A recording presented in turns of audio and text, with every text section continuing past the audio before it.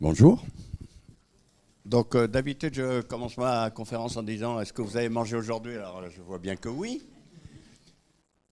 Vous vous rendez compte, c'est ce côté incongru de demander à Paris aujourd'hui « Est-ce que vous avez mangé ?» Ben on est Parisien, on mange.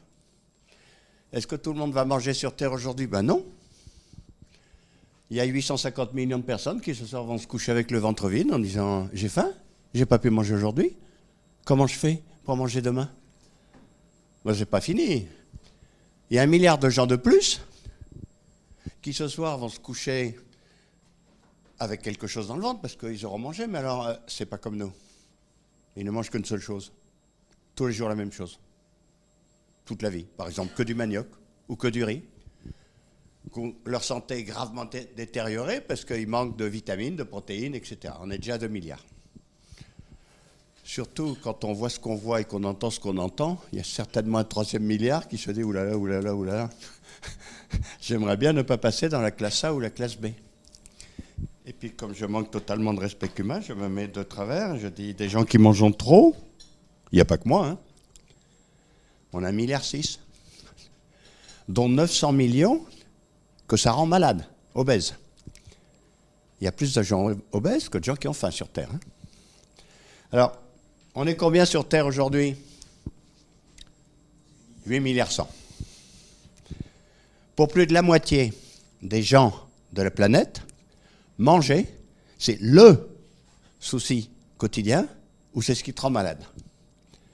Donc finalement, l'agriculture, c'est pas ringard du tout. Alors, je n'ai pas la peine de vous le dire à vous, hein. Enfin, moi, j'ai eu besoin de m'en convaincre parce que j'étais pas du tout de l'agriculture, moi, hein. Moi, j'étais ingénieur des mines, économiste, et voilà, ma spécialité, c'était sauver des maisons d'édition en difficulté ou dans la presse. Et puis, c'est seulement à la fin de ma vie, à l'âge de 54 ans, que j'ai dit, bah tiens, je vais aller à Angers, diriger l'école supérieure d'agriculture d'Angers. Alors là, mes copains étaient stupéfaits. Ils me disaient, mais plus ringard que toi, tu meurs. On est au 21e siècle, tu vas quand même pas t'occuper d'agriculture. Non, mais à Angers, il y a une école de commerce, ils auraient trouvé ça moderne. Il y a une école d'électronique, pourquoi pas? Ben, je leur ai dit ça. D'accord, c'est peut-être pas très moderne, mais enfin, c'est pas juste du 19e siècle, hein, l'agriculture. Et puis surtout, les problèmes ne font que commencer.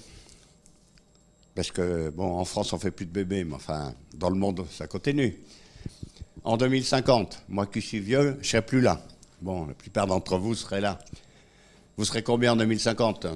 Allez, 10 milliards, 3, 10 milliards 4 probablement. On n'a aucune idée de comment on va faire pour se nourrir à 10 milliards 4 sur la planète. Parce que il y a 2 faits nouveaux. On a cassé le joujou, la planète se réchauffe. Et on a épuisé le joujou, les ressources s'épuisent. Et donc, c'est quand même un défi gigantesque pour l'humanité. Bon alors, je vais commencer par vous enfoncer la tête sous l'eau, hein. On va réviser tout ce qui va mal. Bon, mais rassurez-vous, si j'ai passé 10 ans à diriger une école d'agriculture et je continue à en causer, c'est que je suis quand même optimiste. Bien, premier truc, le réchauffement. Alors là, en l'occurrence, ils m'ont demandé d'en parler, mais vous savez, il n'y a qu'un seul problème sur Terre actuellement, le réchauffement. Tout le reste, c'est des conséquences de ça, quelque part. Et quel que soit le sujet qu'on me demande à traiter, les gens ont droit au petit couplet sur le réchauffement. Alors quand on me demande, c'est encore mieux.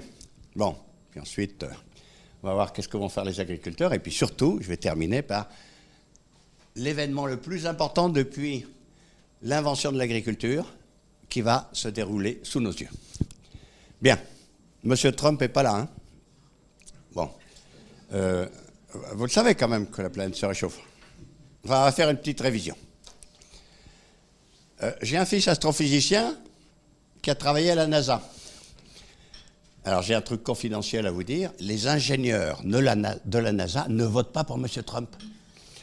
Faut voir ce qu'il entend à la machine à café de la NASA. Hein, ils sont tous là à dire « Le blondinet, mais qu'est-ce que c'est qu'il raconte? C'est n'importe quoi. » Je vais lui faire une note, qu'ils disent. Mais l'autre lui dit « Attends, il ne sait pas lire. Il ne va pas lire ta note, hein, il n'est pas gridé. Hein. » Bon. ils ont dit, on va lui faire un dessin. Alors, c'est un dessin qui a demandé beaucoup de travail.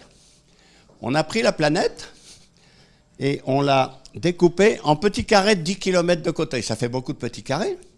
Et on a regardé la température dans ce petit carré pendant plus de 100 ans. Et puis on a fait des coloriages.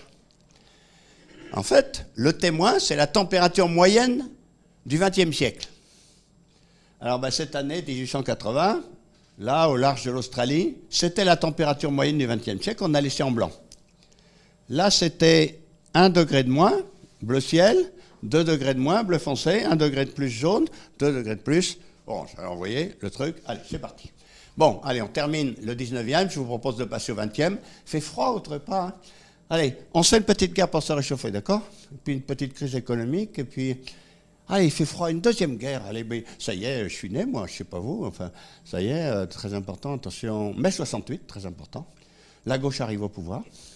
La droite, on ne sait plus si c'est la droite ou la gauche, la cohabitation, tout ça, on arrive au XXIe siècle, et puis nous y voilà. Quand je passe cette petite animation, ce que j'aime bien, c'est le petit moment de stupeur à la fin. Respirez, hein, respirez. Il y en a qui disent, c'est pas vrai. Ne négligeons pas le fait que ça pourrait être vrai. Il y en a qui disent, c'est peut-être vrai, mais c'est pas de ma faute. Ne négligeons pas le fait que c'est peut-être vrai et c'est peut-être aussi de ma faute. En tous les cas, les années froides sont plutôt derrière nous, les années chaudes sont plutôt devant nous. Bien. Alors, j'aime bien M. Zaka. Je ne sais pas si vous connaissez le gars qui se balade avec son chapeau noir, là. Lui, fait des séries. Alors, de temps en temps, il y a des gens qui disent « Non, mais il fait froid, vous avez vu qu'il fait froid. Qu'est-ce que c'est que cette arnaque du réchauffement climatique, il fait froid. » Donc, c'est bien d'objectiver. Depuis janvier 2022, il y a eu 2 mois où il a fait un peu plus froid que la normale. 2. En 4 ans. Bon, voilà, ça relativise. Bon. Voilà, on en est où? On est à Paris, là.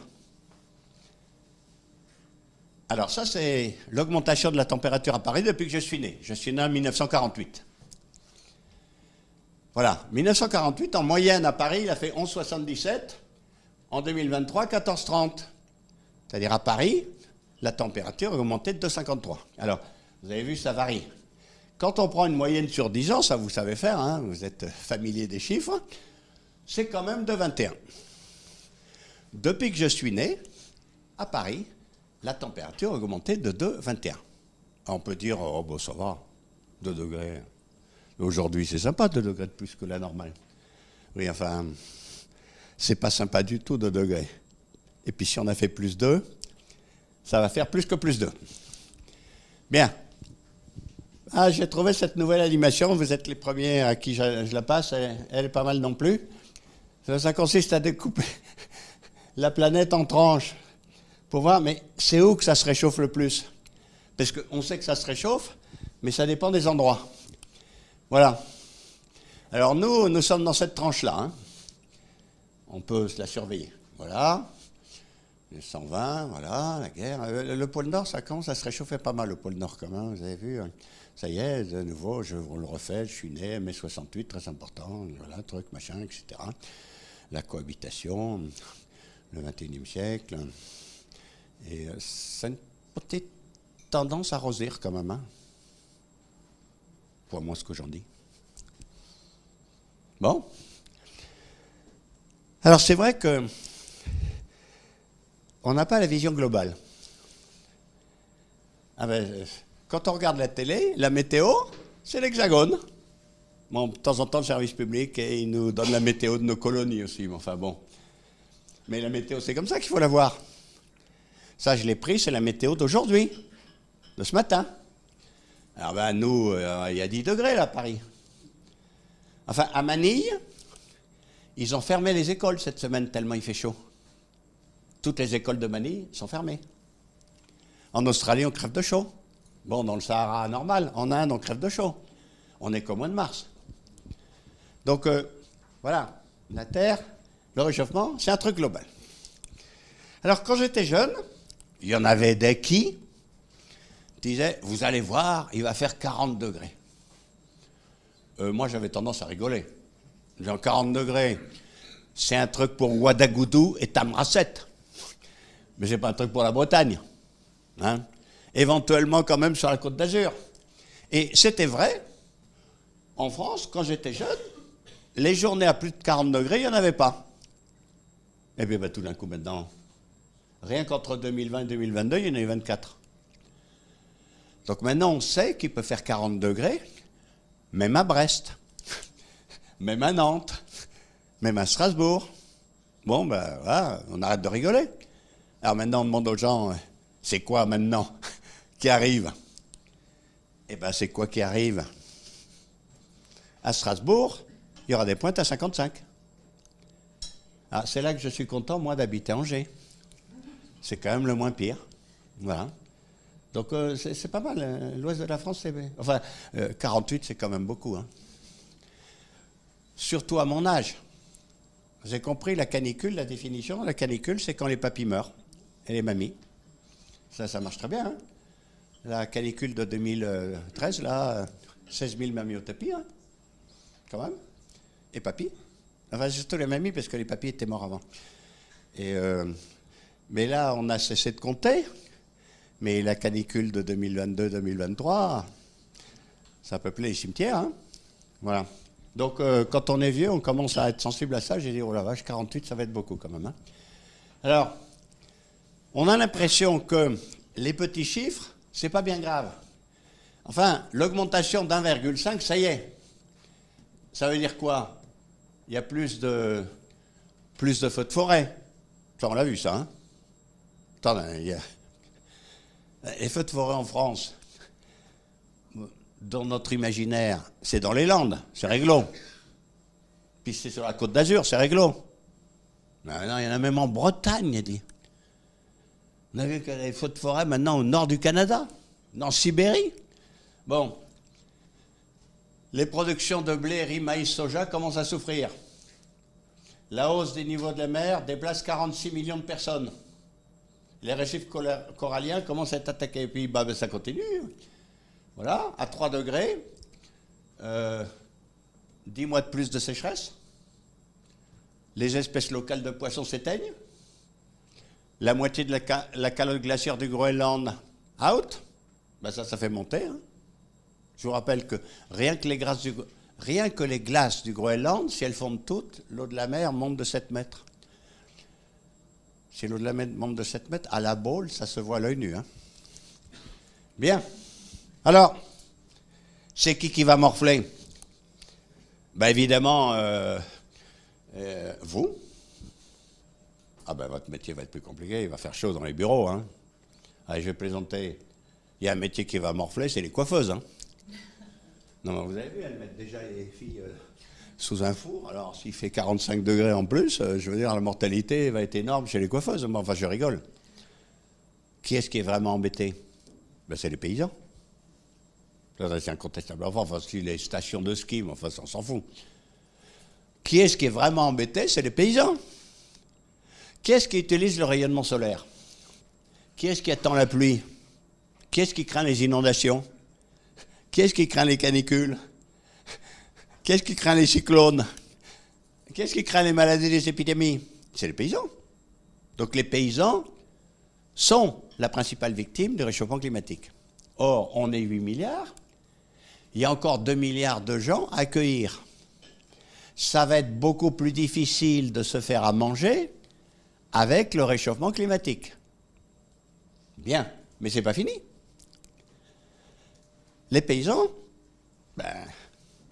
ils réchauffent la planète comme des malades, surtout les éleveurs. Grosso modo, le secteur de l'agriculture et de l'alimentation, c'est entre 20 et 25% du réchauffement climatique. Donc on ne peut pas dire aux paysans, ah oui mon pauvre, ça va être dur, hein. Ça va être dur de décarcasser pour nous faire à manger. Sans leur dire, ouais mais il faudrait aussi que tu nous fasses à manger sans réchauffer la planète. Donc ça devient plus compliqué. Et puis alors c'est ça qui est très intéressant intellectuellement, hein, de s'intéresser au rapport entre l'agriculture et le réchauffement climatique, c'est que cette profession, elle n'est pas concernée une fois ni deux fois, c'est la seule qui est concernée 3 fois. Parce que, bon, on ne peut pas tellement compter sur les hommes politiques pour lutter contre le réchauffement climatique, hein, vous avez vu. Ça cause, et puis au bout d'un moment, il y en a qui disent, bon, ça va, le réchauffement climatique, ça commence à bien faire. Bon. Ben, ils ont trouvé, je dois dire, un truc absolument génial, ça, moi j'admire. Ils ont dit, maintenant, les conférences internationales sur le réchauffement climatique, j'ai la bonne idée. On va les faire dans les pays pétroliers et on va confier la présidence au président de la principale société pétrolière, comme ça on ne sera pas emmerdé. Bon, ça marche très bien. Enfin, la planète, pendant ce temps-là, elle dit, moi je m'en fous de vos conférences, hein, moi je me réchauffe. Bien. Et alors, du coup, on ne peut pas s'empêcher. Enfin, c'est une vraie drogue, on ne peut pas s'empêcher de réchauffer la planète. Ben, il y a l'autre idée, ben, on ne peut pas la refroidir. Et comment on fait pour refroidir la planète? Ben, on reprend le carbone et on le remet dans le sol. Ah, c'est pas les marchands de téléphones portables qui vont nous faire ça, hein. C'est qui? Ben, comment on fait pour reprendre le carbone et le remettre dans le sol? On plante des arbres, des haies, on couvre le sol en permanence, c'est les paysans. Autrement dit, c'est ça qui est très intéressant, les paysans, c'est les principales victimes, c'est une des principales causes et c'est une des principales solutions. Et donc, il faut les encourager, vous qui êtes tout près d'eux, à s'adapter, faire de l'adaptation, à atténuer, faire de l'atténuation, et à améliorer, faire de l'amélioration. C'est les 3 A. Donc, tous ceux qui sont près des agriculteurs doivent avoir cette diapo en tête. Bien. Alors, on ne va pas faire pleurer dans les chaumières, l'agriculture victime. Les cyclones seront de plus en plus violents. Alors, soyons clairs, le nombre de cyclones sur Terre ne bouge pas. Ce qui bouge, c'est que la puissance du cyclone, c'est la température de la mer. Comme la mer est de plus en plus chaude, le cyclone est de plus en plus macho. Je ne sais pas pourquoi on leur donne aux cyclones des prénoms de filles, parce que on devrait plutôt leur donner des prénoms de boxeurs ou de catcheurs. Hein. Enfin, on a vu récemment, hein. On a vu La Réunion la semaine dernière. Bon, ils en enflaient hein, quand même. Et juste avant, c'était encore pire. Etc. Bon, des canicules de plus en plus fréquentes. Alors partout, la définition de la canicule n'est pas la même à Alger et à Dunkerque. Mais Dunkerque aura des canicules, Alger aura des canicules. Chacun aura beaucoup plus chaud que ce à quoi il est habitué. Bien, disparition des deltas fertiles. Alors ça, c'était une autre question. Les deltas des fleuves sont les terres les plus fertiles du monde. Parce qu'en fait, toute la fertilité avant, elle descend et elle s'épanouit gentiment dans le delta. Oui, mais donc, une bonne partie de l'agriculture du monde, elle est faite dans les deltas des fleuves.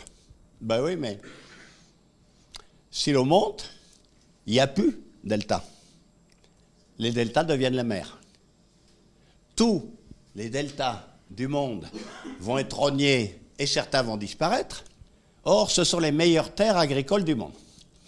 Bien, c'est vachement gai. Hein. Avancée du désert sur les savanes, le Sahel se transforme en Sahara, la Mongolie se transforme en désert de Gobi, et l'Australie devient un immense désert. Bien, sécheresse, incendie, ben, même en France, hein. 2022-2023, pas été très arrosé. Et puis je vous rappelle, il y a quand même un phénomène très intéressant. Quand il fait très sec, il y a un fantôme de notre jeunesse qui se réveille, le pompier pyromane. Le pompier pyromane s'exprime quand il fait très sec. Et hop, c'est parti pour les incendies. Ah ben inondation, ça va avec. Hein. Ah oui, c'est les deux phases d'un même phénomène. Soyons clairs, les terriens ne sont pas comme les martiens. Les martiens, je ne sais pas ce qu'ils ont fait, il y a plutôt sur Mars. Ils ont fait comme les comment s'appelle les trucs là, qui se baladent dans l'espace intersidéral en balançant le rond. Non, la Terre, nous, on se balade dans l'espace intersidéral en gardant notre rond. Mais, donc la quantité d'eau est la même. Le problème, c'est quand il fait sec. Quand il fait il fait sec dans un endroit. Il fait sec parce qu'il fait chaud. Donc en fait, la mer s'évapore. Donc il y a plein d'humidité. Mais bon, les nuages, quelquefois, sont capricieux. Ils ont dit non, ce coup-là, en 2022, la France, c'est pas mon truc, la France. Bon, enfin, le nuage, une fois qu'il est dans le ciel, il faudra bien qu'il redescende un jour. Donc les nuages font une petite réunion de nuages et ils disent bah, cette année, on va faire au choix. Autrement dit, la sécheresse et l'inondation sont les deux faces d'un même phénomène, puisque à la fin des fins, c'est un jeu à somme nulle. Dans les deux cas, prévoir un petit délai pour manger. Bien. Augmentation du risque sanitaire. Ben, même en France métropolitaine. Plus il fait chaud, plus on aura les maladies des pays chauds. Tiens, par exemple, quel est le principal ennemi de l'homme? Bon, l'homme. En ce moment, Gaza, Ukraine, tout ça, on voit que l'homme, je ne sais pas la femme, enfin l'homme, ça y va. Mais il y a pire que c'est. Le moustique. Attends, l'homme tue environ 400 000 hommes par an. C'est un gain petit. Le moustique tue 800 000 hommes par an. Notre seul vrai ennemi, c'est le moustique. La dengue, le chikungunya, le paludisme, le truc, le machin, etc. Le moustique, c'est vraiment... Hein, c'est pas le crocodile. Hein. Le crocodile croque très peu d'odile. C'est pas le requin. Le requin rogne quelques surfeurs, mais c'est anecdotique. Non, le vrai ennemi, c'est le moustique. Alors, une fois qu'on sait qui est notre vrai ennemi, il faut quand même l'observer objectivement. Alors, il y a un défaut que n'a pas le moustique du tout, il n'est pas raciste. Ah non, mais il n'est pas raciste du tout. Observons le petit moustique en Afrique noire. Il pique les Noirs. Puis il va vers le nord, il pique les Arabes. Puis il franchit Gibraltar, il pique les Espagnols. Puis il franchit les Pyrénées, il pique les Basques. Et puis il arrive à Paris, il pique les Parisiens. Bon, nous avons le moustique tigre qui est arrivé jusqu'à la région parisienne maintenant. Autrement dit, maintenant qu'il y a le moustique tigre, il suffit qu'il y ait un mec qui arrive d'un pays exotique avec la dengue ou le chikungunya pour qu'il y ait une épidémie de dengue ou de chikungunya à Paris. C'est mathématique. Quand on a chaud, on aura toutes les maladies des pays chauds. Nous, nos animaux et nos plantes. C'est vachement gai. Bon, migration des cultures. Ben, dans l'hémisphère nord, les cultures vont aller vers le nord, dans l'hémisphère sud, vers le sud. Et la baisse des rendements. Voilà, c'est d'une franche gaieté. Tiens, puisqu'on est au petit déjeuner, je prends l'exemple du petit déjeuner. On est dans un pays tempéré, la France métropolitaine. Ben oui, avec le réchauffement climatique, dès le saut du lit, ça se voit dans notre... Je rêve. Ben, par exemple, le café. C'est qui s'y colle au café? Ben, ça dépend du café qu'on prend. Le café expresso, c'est le Brésil. Le Nescafé, c'est le Vietnam. Hein? Arabica, Robusta. Bien. Au Brésil, sécheresse, incendie. Et au Vietnam, sécheresse, typhon. Alors, le café, c'est très intéressant. J'ai animé un jour tout un colloque sur y aura-t-il du café en 2050? Attends, le caféier, c'est un arbre des pays chauds. Ah, on ne peut pas faire de café dans la banlieue parisienne. Il craint le gel. Mais en fait, c'est un arbre des montagnes. Il n'aime pas quand on crève de chaud. Le café, il aime bien quand ça se balade entre 15 et 25, 26 degrés. Quand ça passe à 40, il a trop chaud. Alors, comme c'est sur les montagnes, au début, ben, on fait monter le caféier sur la montagne, mais enfin, à la fin, beaucoup de surface. Or, ben, on a vu dans cette salle des gens qui boivent du café, il y en a beaucoup. Hein. Il se boit 2 milliards 500 millions de tasses de café tous les jours. Et puis alors, c'est après le pétrole, c'est le produit qui circule le plus sur la planète. Parce que tout est fait dans les pays tropicaux, quasiment tout est bu dans les pays tempérés. Bien. Ben, le cours du café est au plus haut depuis 50 ans. Alors, bon, moi, j'ai un âge canonique, je suis riche, J'habite Angers, j'ai un pouvoir d'achat. Soyons clairs, j'espère boire une dernière tasse de café la veille de ma mort. Quand je regarde mes petits-enfants, j'ai dit, c'est pas du tout sûr qu'on fasse, non pas 2,5, mais 3 ou 3,5 ou 4 milliards de tasses de café quand eux auront mon âge. Autrement dit, chicorée. Chicorée. Bien, ça c'était le café. Alors il y en a qui aiment le chocolat. Le chocolat, alors là c'est le Ghana et la Côte d'Ivoire qui s'y collent. Eh ben, là c'est inondation et maladie. Vous avez vu, le chocolat vaut un peu plus cher qu'avant. Ben oui, normal. Inondation, maladie. Et donc le chocolat va coûter plus cher. Même dans nos pays. Bon alors, on continue. Le jus d'orange. Ah ben, là je suis vachement au courant du jus d'orange. J'arrive de la Guadeloupe, on a beaucoup travaillé du jus d'orange. Le jus d'orange, c'est la maladie. La maladie du dragon jaune. Bon, ah oui, parce qu'elle a démarré en Chine. Donc c'est une saloperie de bactéries qui arrive dans les orangers. C'est la thrombose. Grosso modo, bon, on voit ça les hommes, elle encrasse les vénules qui font circuler la sève. L'oranger crève. Bon, donc on ne sait pas comment soigner la bactérie, mais on sait très bien comment elle se propage. Elle se propage avec une toute petite bébête, la cite, toute petite bébête comme ça, qui navigue d'arbre en arbre. Et là où c'est la faute à pas de bol, c'est qu'il suffit qu'une bébête pique une feuille d'un seul arbre pour qu'un an après, l'arbre soit mort.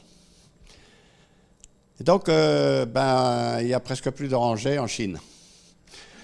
Dans le cadre de la compétition, la maladie est arrivée en Floride. Dans le temps, on buvait du jus d'orange de Floride. 80% des orangers de la Floride sont morts. Du coup, ils sont au Brésil. Actuellement, 40% des orangers du Brésil sont morts. Alors, c'est une histoire très morale parce que j'étais en Guadeloupe il y a 15 jours. Évidemment, à Guadeloupe, c'est tout près de la Floride. Il n'y a plus d'orangers en Guadeloupe. Bien. Maintenant, on a vu la puissance des Américains. Les Américains disent, attends, on se fait du business avec les orangers en Floride, hein. On va voir ce qu'on va voir. Ils ont mis $1 milliard sur la table. Eux, ils ont du fric. Alors, ils ont loué des drones, des hélicoptères, ils ont balancé des pesticides sur tous les champs, dans l'idée d'exécuter la dernière petite bête. Ça, c'est marrant parce que moi, je suis ingénieur des mines. Moi, je suis maths physique. Hein. Donc, 0, c'est 0, 100, c'est 100. J'ai découvert, en dirigeant l'école d'agriculture d'Angers, que dans la biologie, le 0 et le 100, ça n'existe pas.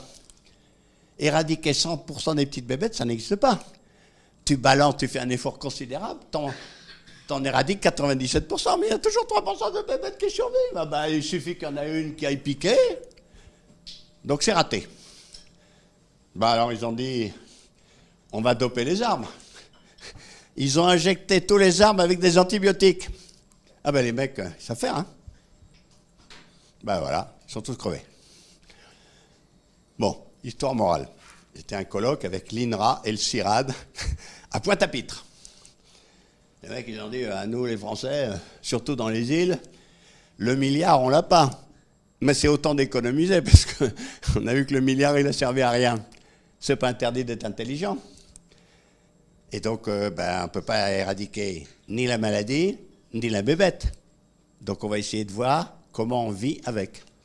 Bon, je vais vous passer les détails parce que ce n'est pas le but, mais cocorico, c'est le que voilà. Il va y avoir de nouveau des orangers en Guadeloupe. Mais alors, pas du tout avec pesticides, pas du tout avec antibiotiques. Le sécateur, les mélanges de plantes, on coupe pas l'herbe dessous pour que les bébêtes qui bouffent l'acide, etc. Bon, finalement, le héros, c'était le sécateur. Bon, mais ceci dit, le réchauffement climatique, ça veut dire que dès notre petit déjeuner au saut du lit, le café est plus cher, le chocolat est plus cher, le jus d'orange, à court terme, il faut passer aux multifruits. Hein. D'ailleurs, j'ai vu, vous y êtes, hein. Je ne sais pas s'il y a même une seule bouteille de jus d'orange, donc vous avez anticipé. Bon. Alors, qui dit chaud, dit sec. Là, vous avez une carte des pénuries d'eau. le nombre de bois en pénurie d'eau. Alors bon, on sait bien que là, il n'y a pas d'eau. Hein. Là non plus, là non plus. Ah, ça commence à se colorer même en France. Hein. Il y a quand même quelques mois où il ne pleut pas, 2, 3 mois où il ne pleut pas en France, et puis c'est une petite tendance à augmenter. Alors, là aussi, on a dit, bah, t'as pas d'eau, t'as qu'à arroser, hein. Allez, Yaka, ça marche vachement bien. On a même inventé un mot bien plus sympathique, t'as qu'à irriguer. Ça fait plus classe. Alors, les marges de productivité sont gigantesques en irrigation. Quand j'étais jeune dans le sud-ouest, dans la vallée de la Garonne, c'était le maïs, c'était pas le riz, mais on traitait le maïs comme le riz. On inondait les champs. On trouvait ça moderne. Hein, il y avait une petite canalette qui descendait, canal dit de Saint-Martory, qui descendait, voilà. On inondait les champs. Et j'avais aucune conscience, moi, du fait que, mais quel gâchis! Qu'est-ce que c'est que cette folie? Alors ensuite, ils ont inventé la rigole. Ils ont dit, c'est vachement moderne, la rigole. On consomme beaucoup moins d'eau. Ça fait rigoler maintenant. Et ensuite, alors, ils ont inventé le pchit, pchit, pchit, pchit, pchit. Alors, tous ceux du sud-ouest connaissent le pchit, pchit. Il y en a partout. Alors, plus moderne que nous, tu meurs. Il y a des pchit, pchit partout. Et puis, on s'est dit, le pchit, pchit, d'accord, mais pas à midi. À minuit. Pchit, pchit, interdit midi. Puis, si on fait le pchit, pchit au ras du sol, ce serait mieux que le pchit, pchit là-bas, parce que sinon, l'eau, elle n'arrive pas au sol. Mais ça avait l'air très moderne, mais c'était encore complètement primitif. Puis ensuite, on a dit, ben, goutte à goutte, c'est mieux. Alors, le goutte à goutte a commencé avec les arbres fruitiers. Puis maintenant qu'on a le GPS, il y a même le goutte à goutte pour le maïs.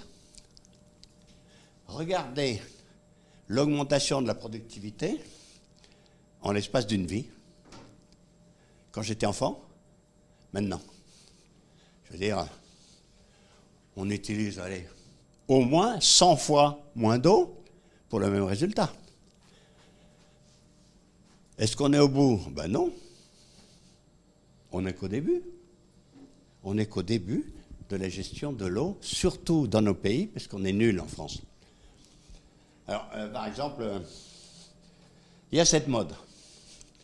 On a été chercher un truc du pays tropical humide, le maïs, qui était inventé au Mexique et au Guatemala. Alors, j'ai vécu 4 ans au Mexique, je peux vous dire qu'il n'y a pas 4 saisons au Mexique, il n'y en a que 2. Saison sèche, saison des pluies. La saison des pluies, c'est mai, juin, juillet, août, septembre. Donc, les plantes qui sont originaires du Mexique, ben, elles boivent quand il pleut. Elles boivent en juin, juillet, août, septembre.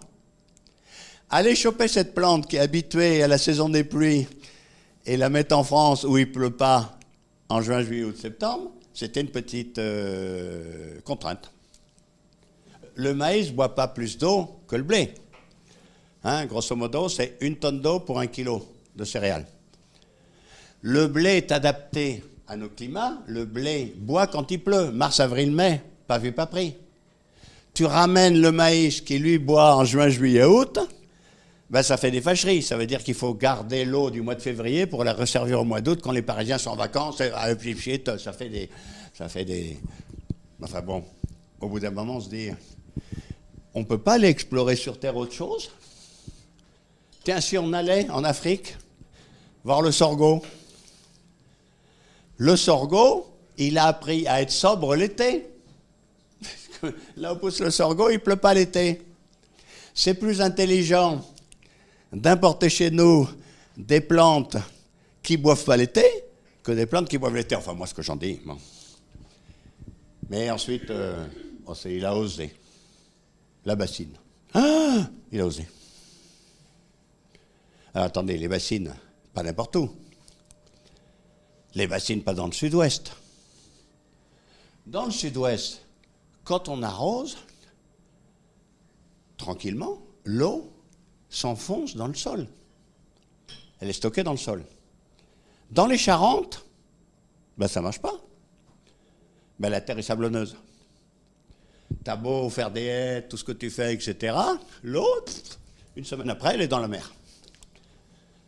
Autrement dit, quand on sait qu'il ne va pas pleuvoir l'été, il est urgentissime de garder de l'eau de quand il pleut pour s'en servir quand il ne pleut pas.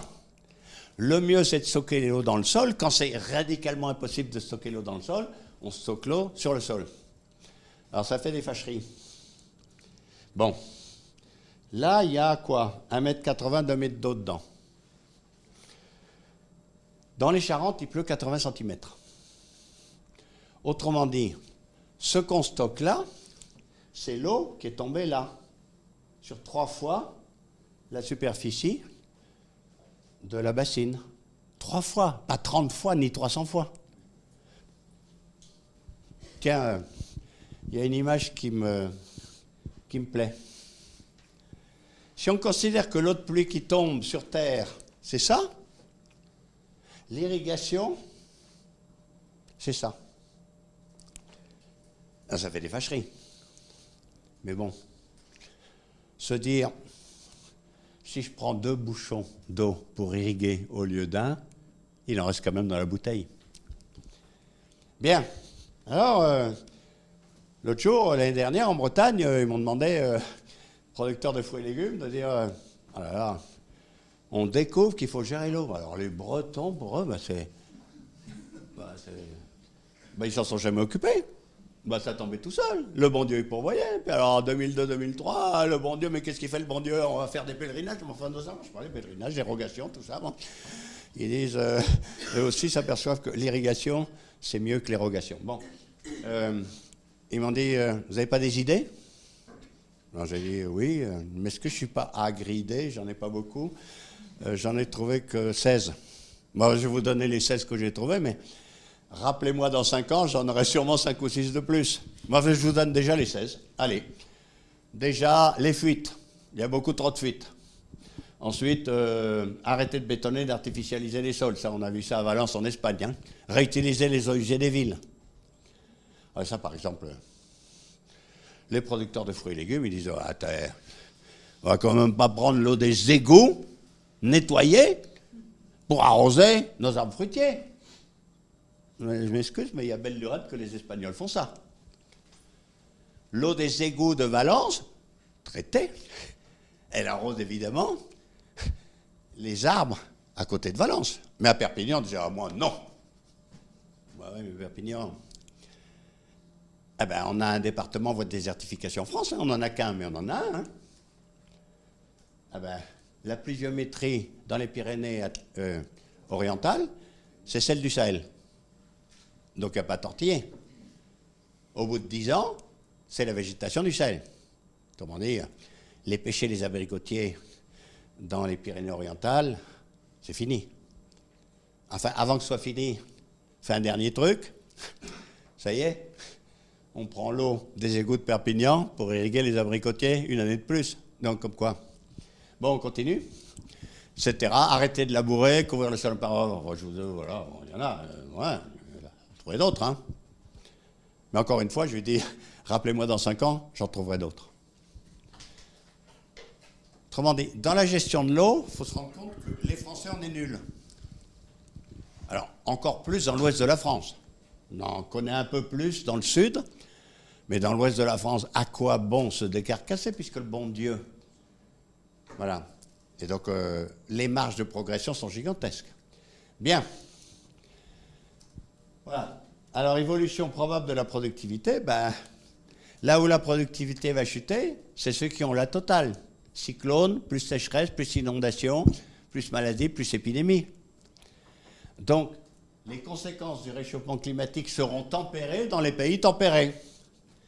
Ils seront violentissimes dans les pays tropicaux. Et nous, on est quand même là, c'est pas mal là. Oui, mais la France, on est un pays compliqué. C'est vrai qu'on m'appelle de plus en plus, pratiquement dans toutes les régions de France, en me disant, mais je ne vais pas mentir, excusez-moi, mais dans mon département à moi, c'est quoi le réchauffement climatique? Je veux dire, ça m'oblige à bosser. Parce que je ne raconte pas la même chose à Biarritz, à Dunkerque. Je ne raconte pas la même chose à Cholet et à Colmar. Et on s'est aperçu que, question réchauffement climatique, tous les pays d'Europe sont monocolores, sauf la France qui est bicolore. La France, Elle est traversée par une ligne qui va de Bordeaux à Nîmes et de Nîmes à Grenoble. Quand je vais au sud de cette ligne, je dis, c'est la faute à pas de bol, mais je suis désolé de vous confirmer, vous produirez moins. Quand je vais au nord, je dis, vous êtes du beau côté, il va falloir se décarcasser à mort. Mais vous allez peut-être pouvoir continuer à produire. Ben, en Bretagne, il va quand même... enfin, je ne suis pas une obsession sur la Bretagne, mais il va quand même pleuvoir. Ben, il ne pleuvra plus du 15 juin au 1er octobre, mais enfin, il va pleuvoir. Bon, mais enfin, à Perpignan, il ne pleut plus du tout. Bien. Alors, l'irrigation du maïs, compromise. Le blé souffrira des canicules, les oliviers en difficulté, toutes les forêts compromises, les littoraux menacés. Et puis, je vous cite 3 exemples, ce n'est pas de la bouffe, mais ça montre quand même.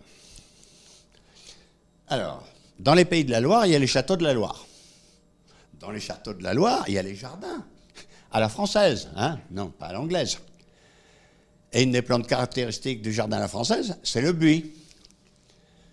Le buis a été planté du temps de François Ier et Henri IV. Ça fait longtemps que les allées sont bien taillées. Ben, ce goût-là, on a la pyrale. Dans le château de Vaux-le-Vicomte, juste à côté, ils ont été obligés d'arracher tous les buis. Bon, il n'y aura plus de buis à Versailles. Bien. Alors dans le sud-ouest, il y a le canal du Midi-Con. Ça date du temps de la marine à voile, hein, quand on disait, oh là là, allez de Marseille à Bordeaux, quel point, il y a là Gibraltar, il y a les Espagnols, les Anglais qui nous attaquent, alors on va faire le canal. Ils ont fait le canal, ils ont dit, il faut le soutenir, le canal. Pour soutenir les berges, on va planter des arbres. Qu'est-ce qui pousse bien? Le platane, ils ont mis 500 km de platane. Et ben voilà. Chancre colorée du platane, il n'y aura plus de platane le long du canal du Midi. Alors dans le sud-est, sur la Croisette, ah ben c'est les palmiers. Alors là, cette petite saloperie, là, le petit charron rouge, il arrive là-haut, il mange le corps de l'hiver. Bon, on a un pays tempéré, dans lequel il n'y aura plus de buis dans les châteaux de la Loire, il n'y aura plus de platane le long du canal du Midi, et il n'y aura plus de palmiers à la Croisette. Juste pour dire que, même chez nous, et puis alors, les arbres, ça met beaucoup de temps à migrer. Or, le réchauffement climatique, c'est à toute blinde, à toute vitesse. Alors, quand je vais dans l'est de la France, eh ben, les épicéas, la scolite. Un peu partout, les hêtres, c'est plus ce que c'était, etc. Donc, il faut remettre des arbres. Mais il faut remettre des arbres qui seront capables de survivre dans 100 ans. Et dans 100 ans, il fera beaucoup plus chaud. Bon, il y en a qui travaillent dans la viticulture, là. La viticulture, il y a une limite nord et une limite sud. Pour le moment, on ne fait pas de vin dans le Cotentin. Hein, on en fait Champagne, Vallée de la Loire, sud-ouest. Voilà. Et bien avec le réchauffement climatique, hop, hop. Ah ben attendez, si vous occupez de viticulture en Sicile, c'est mal parti. En revanche, il faut peut-être investir en Angleterre ou au Danemark. Bon, la France, ça va rester au milieu. On va y arriver. Il y aura toujours des vignes à Bordeaux et à Montpellier. Mais on va changer de concurrent. On aura des concurrents au Danemark. Bien. Alors tiens, parlons des tomates. Quelqu'un de Savéole, là, ça, qui m'a vu pour Savéole? En ce moment, je travaille beaucoup sur la tomate. Bien. Depuis les années 50, la production de tomates a été multipliée par 7 dans le monde, par 7. Et en France, non. On produit autant de tomates en France qu'en 1950. Le train est passé, on n'est pas monté dedans. Alors, du coup, on mange beaucoup plus de tomates qu'avant. Ça, c'est la magie de la politique agricole commune. Les paysans de Beauce vendent leur blé à Madrid. À Madrid, on mange du pain avec du blé de Beauce. Et les Parisiens mangent des tomates d'Espagne. On importe 300 000 tonnes de tomates par an. Ah ouais, correct, hein? D'Espagne, d'Italie et du Maroc. À force de travailler sur le réchauffement climatique, j'ai le petit doute. Est-ce qu'on fera toujours des tomates en Espagne en 2050? Est-ce que ça, là, c'est durable, au sens de développement durable? Il va faire 50 degrés au-dessus. Puis, il pompe l'eau quand même, hein? Nappe phréatique, je ne sais plus ce que c'était. Et l'eau salée rentre. Quand il n'y aura plus que de l'eau salée en dessous et qu'il fera 50 degrés, je ne suis pas sûr qu'il y ait encore des tomates. Eh bien, quelquefois, les plateaux repassent une deuxième fois. Voilà. Nous sommes le 34e pays mondial pour la tomate. L'Italie fait 10 fois plus de tomates que nous. L'Espagne fait 7 fois plus de tomates que nous. Le Portugal, 3 fois plus de tomates que nous. La Pologne, plus que nous. Même les Pays-Bas. Enfin, on est nuls en tomates. Ben, c'est le moment de se réveiller, les gars. Voilà. Parce que la zone pour la tomate, elle est là. Elle va être là. Elle ne sera plus là. Voilà. Et donc, j'essaye d'être le plus éloquent possible pour dire, attendez, c'est le moment d'investir dans des serres de tomates de La Rochelle à Brest et de Brest à Dunkerque. Il faut maintenant se dire, c'est à nous de vendre des tomates à l'Espagne. Ah mais c'est vrai, les presses sont mauvaises presses. Bon, c'est génial. Attends, vous le savez. Tout le monde a la nostalgie de la tomate qu'il était cueillie l'été chez sa mamie. Bon, ça c'est la tomate de chez sa mamie. La tomate de l'agriculture, c'est en serre. La serre, c'est beaucoup mieux à tout point de vue. C'est 5 fois plus de tomates à l'hectare, beaucoup moins d'eau, quasiment bio.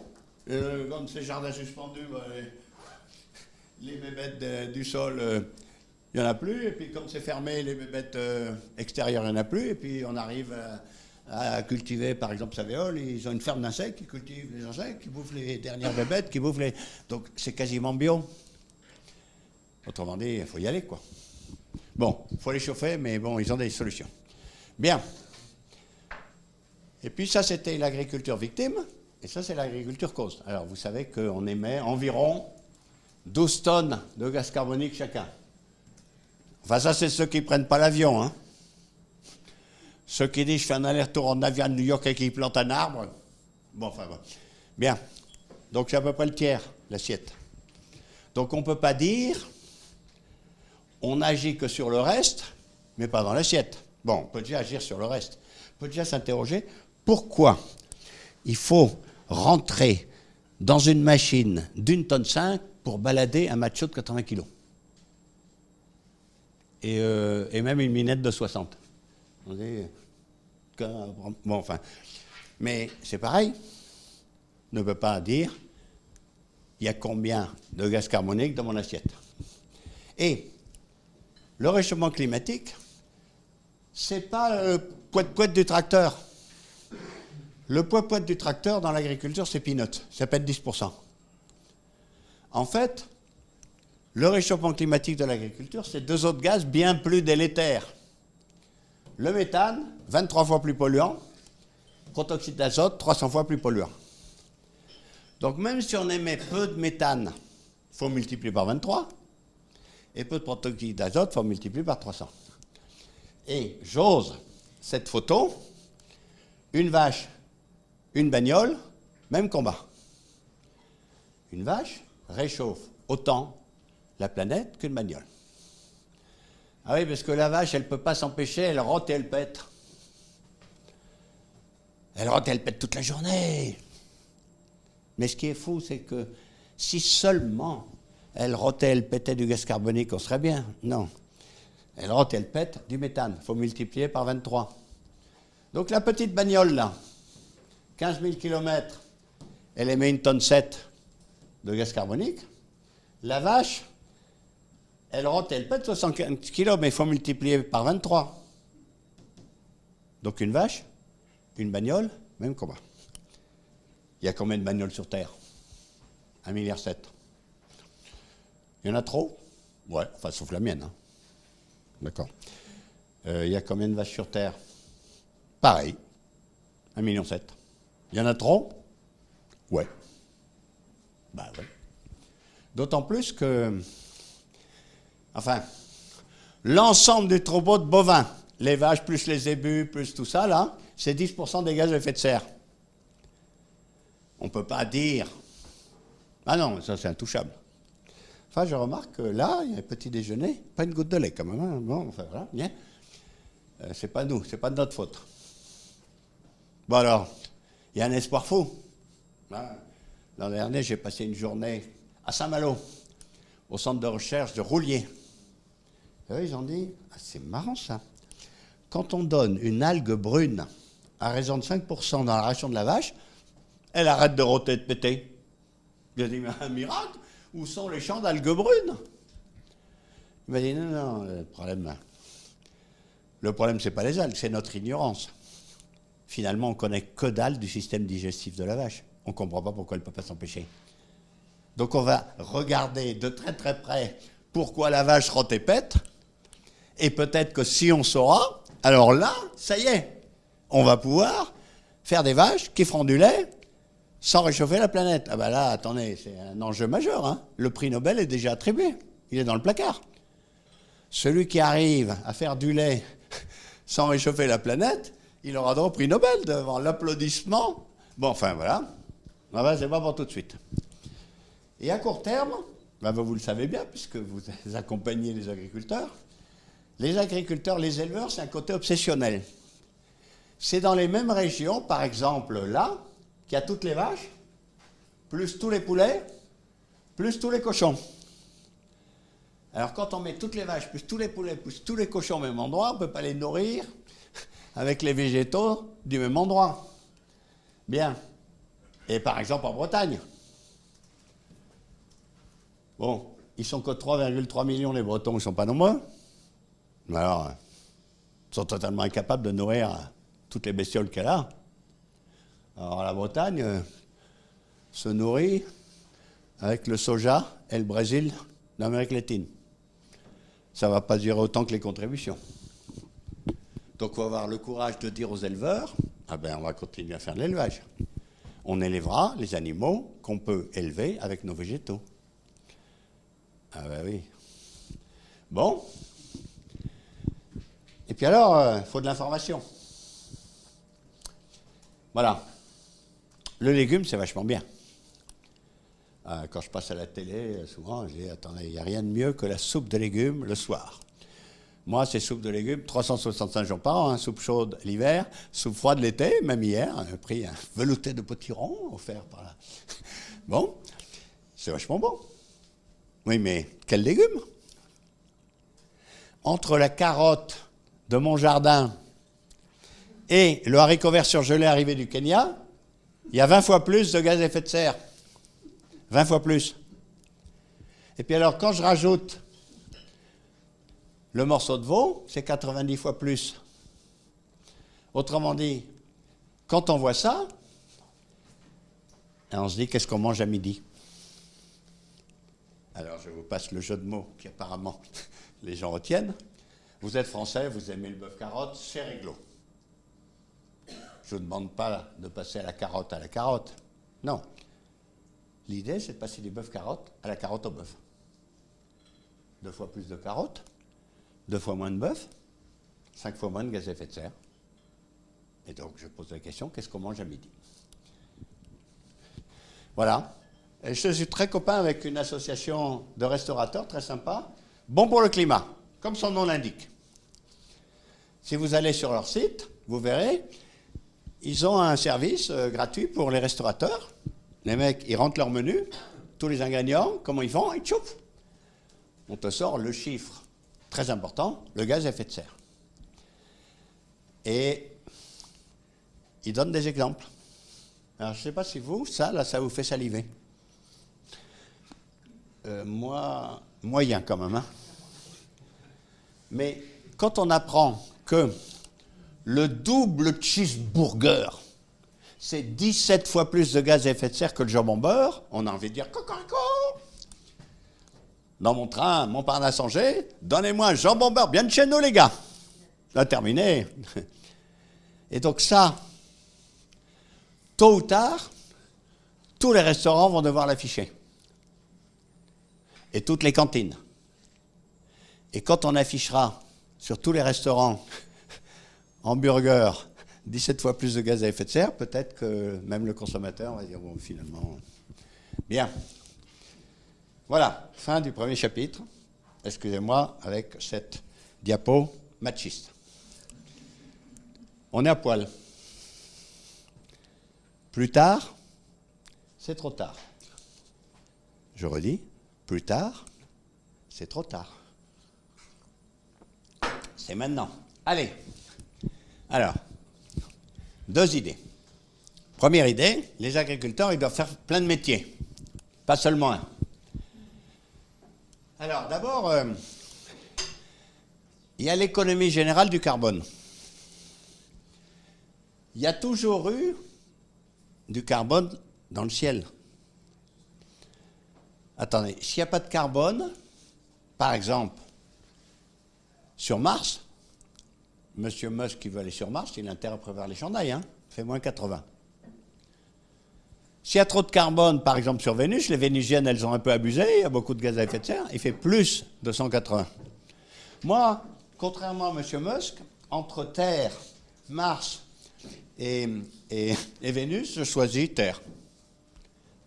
Pourquoi est-ce que la Terre est vivable? Parce qu'il y a un peu de gaz à effet de serre, mais pas trop.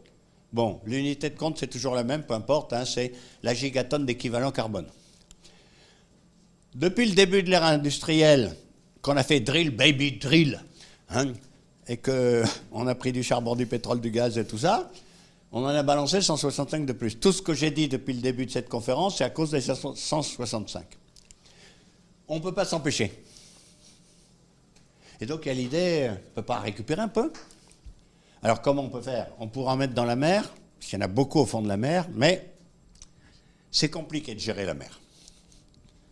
Bah, du coup, il y en a qui disent, attendez, il y a beaucoup plus de carbone dans nos champs que de carbone là-haut. Et il y en a un qui a fait la division. Il dit, tout ce qu'on ne peut pas s'empêcher d'émettre, c'est 4 pour 1000 de ce qu'il y a dans nos champs. Dans nos champs, hein. Depuis 20 mètres au-dessus du champ, la cime des arbres, jusqu'à moins 3 mètres, toute petite. Et tout d'un coup, on se dit, on ne peut pas se tourner vers les agriculteurs, poliment, hein. Non, non. Tu ne peux pas nous arranger le coup. Tu ne pourrais pas remettre 0,4% de carbone de plus dans ton sol. Et le paysan, logiquement, dit combien tu payes. Ah, vous les avez conseillés, hein. Attends, ils ont parfaitement raison de dire combien tu payes. Je suis le regrand-père de 7 petits-enfants. Si les paysans me sauvent la mise et que mes petits-enfants peuvent vivre dans un monde vivable, je veux bien payer. Finalement, les paysans, il faut les payer 2 fois. Une fois pour manger, une fois pour survivre sur la planète. Bien. Et c'est là que la deuxième vidéo de la NASA arrive. Ah ben, tous ces gens qui font les vidéos, ils sont en train d'être licenciés. Donc c'est le moment de conserver les vidéos avant qu'ils soient tous au chômage du. Hein. Bon. Alors là, c'est pas sur un siècle, c'est sur un an.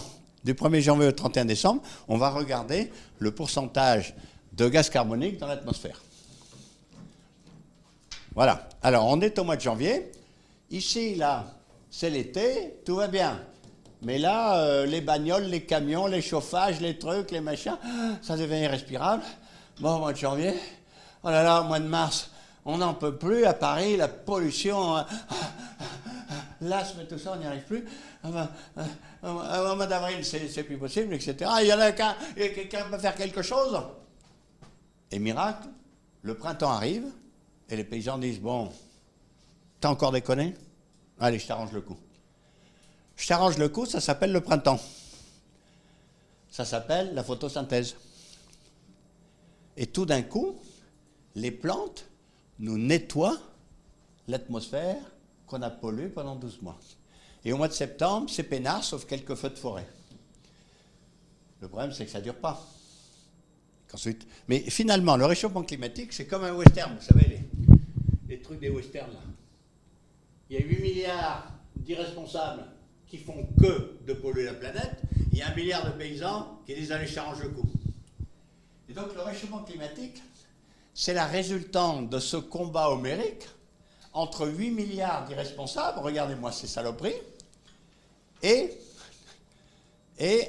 1 milliard de paysans. Et donc, il faut encourager les paysans à faire leur boulot de refroidir la planète. Donc, il y a plein de moyens. Le principal moyen, c'est l'arbre. Bon, grosso modo, l'arbre, il stocke 40-43 kilos de carbone par an, quels que soient les arbres. Rappelez-moi combien on en aimait, les Français? 12 tonnes. Donc, quand on dit « je prends un avion, je plante un arbre », il faut déjà voir les chiffres. Sans prendre l'avion, si je veux être clean, il faut que je plante un arbre par jour.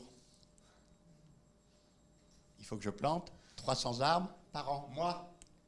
Plus mon épouse autant, plus chacun de mes enfants autant. Bon, voilà. Mais c'est pas ce qu'on fait. Par exemple, les haies. Attendez. Pour faire de l'agriculture moderne, où le tracteur s'exprime, on a arraché 1 400 000 km de haies en France, avec nos impôts. Sur ce 1 400 000 km de haies, il y avait 350 millions d'arbres. La vie moderne avec tracteur, ça a consisté à arracher 350 millions d'arbres dans nos champs. Et on a beau dire, il faut remettre des haies. Putain, excusez-moi, je n'ai pas le droit de dire des gros mots, mon épouse. Bon, excusez-moi. L'an dernier, encore 23 000 km de haies arrachés. Alors, non seulement il faut arrêter d'arracher, mais évidemment, il faut replanter. Bon, c'est là, Macron a dit, on va planter 1 milliard d'arbres dans la prochaine décennie. C'est bidon. C'est un effet d'annonce, mais c'est bidon. Voilà. Il faut planter beaucoup plus qu'1 milliard d'arbres. Actuellement, on abat 70 millions d'arbres chaque année en France et on en replante 75 millions. On refait un peu. En 10 ans, ça veut dire que normalement, on a planté 750 millions. On plantait 1 milliard d'arbres, pas du tout à la hauteur. Il faut avoir 1 milliard d'arbres de plus dans 10 ans. Tiens, vous savez combien il y a d'arbres en France? Vous savez combien il y a d'arbres dans le monde? C'est très difficile à trouver. Bon, eh bien en France, il y a 12 milliards d'arbres. Donc le but, c'est de dire, j'en veux 13 milliards. Bon, c'est possible quand on sait qu'on en a 12. Bien. Et puis, voilà, il y a cette idée, les plantes annuelles, ça n'a pas le temps de faire ses racines. Moi, le maïs, le blé, ça fait des racines sur 30-40 cm. Bon, quand on ne laboure pas, on verra un peu plus. Enfin, l'idée, c'est d'installer les plantes annuelles sur un tapis de racines d'arbres qui vont chercher les éléments nutritifs plus profonds. Ben, agroforesterie. Alors, je ne sais pas pourquoi, on a expliqué aux paysans que l'arbre, c'était l'ennemi de l'agriculture, mais c'est de la folie. Alors, pour l'élevage, n'en parlons pas. Ah ben, en Normandie, tout le monde sait que le camembert se marie très bien avec le jus de pomme. Ben, tu mets les vaches sous les pommiers, excellent camembert, excellent jus de pomme. Ben, faut généraliser ça. Les vaches sous les arbres, les poulets sous les arbres, les cochons sous les arbres, les lapins sous les... tout le monde sous les arbres. Et puis ben, on peut peut-être produire de l'énergie et de l'agriculture. Alors, il ne s'agit pas de remplacer les champs par des champs de panneaux. Il s'agit de faire les deux. Parce que quand il va faire 48 degrés, les salades, ben c'est le moment de mettre des panneaux solaires amovibles au-dessus des salades. Quand il fait trop chaud, on fait de l'électricité. Quand il fait trop froid, on fait des salades. Bien. Et donc, dans l'ouest de la France, il y a plein de serres. Ça m'agace de constater qu'on a fait que le tiers du boulot. On a les serres. Où sont les panneaux solaires amovibles et où sont les poissons? Nos serres n'ont fait que le tiers du boulot. Bien. Compostage. Voilà. Et les poissons. Les poissons mangent ce qui est passé par les plantes mangent ce qui est passé par les poissons. Voilà. Donc nos serres ne sont pas du tout modernes. Dans nos serres, on a fait que le tiers du boulot. La serre, ça doit vendre du légume, plus de l'électricité, plus du poisson. Voilà. On peut faire à la fois des concombres, des échalotes, des oignons, des laitues, des cressons, des choux, des piments, des radis, des fraises et du tilapia, du silure, de la perche, de la truite, de la carpe. Donc les poissons d'eau douce, on les élève dans les serres. Les poissons d'eau de mer, on les élève dans des fermes marines. Où ça? Accrochés aux éoliennes. On a 20 ans de retard sur le reste de l'Europe pour nos éoliennes en mer. Mais les éoliennes, c'est le poteau d'un ascenseur. On va faire des fermes marines accrochées au poteau des éoliennes pour élever les poissons d'eau de mer. Et les poissons d'eau douce, on va les élever dans nos serres. Bien. Et puis, on va élever des insectes. L'insecte, c'est génial par rapport aux autres animaux parce que c'est un animal à sang-froid. L'animal à sang-froid ne cache pas bêtement le soja du Brésil pour se chauffer. Le meilleur taux de rendement dans les animaux à sang chaud, c'est le poulet. 4 kg de végétaux pour 1 kg de poulet. Dans le verre de farine, dans la sauterelle, c'est 2 kg.